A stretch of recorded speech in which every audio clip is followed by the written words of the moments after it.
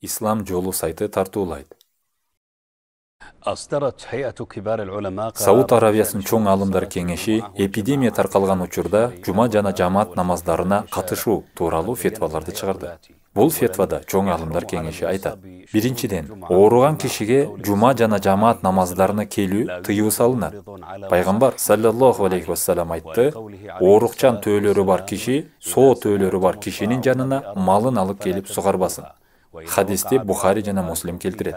Ошондой эле Пайгамбар саллаллаху алейхи вассалам айтты: "Эгер силер бир жерде чума бар деп уксаңар, ал жака кирбегиле, ал эми силер жашаган жерде жайылса, анда качып ал жерди таштап кетпегиле."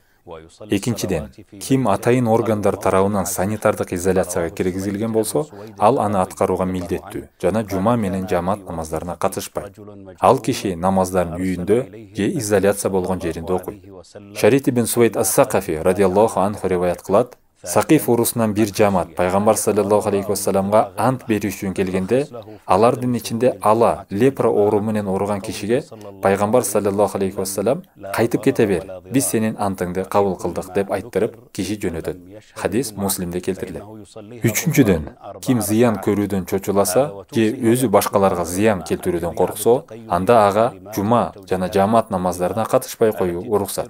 Аллахтын элчиси саллаллаху алейхи вассалам айтты: "Өзүңө да башкаларга да зыян бербе." Хадисти Ибн Мажа келтирет.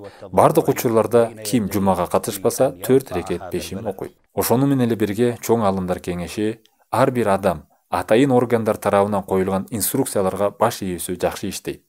Ошондой эле Аллахтан коркууну жана Аллахка дуа менен кайрылып, ушул баленин кетишин суроону сунуштайт. Чоң алымдар кеңешинин төрагасы муфтий Шейх Абдулазиз Али Шейх 2020 жыл.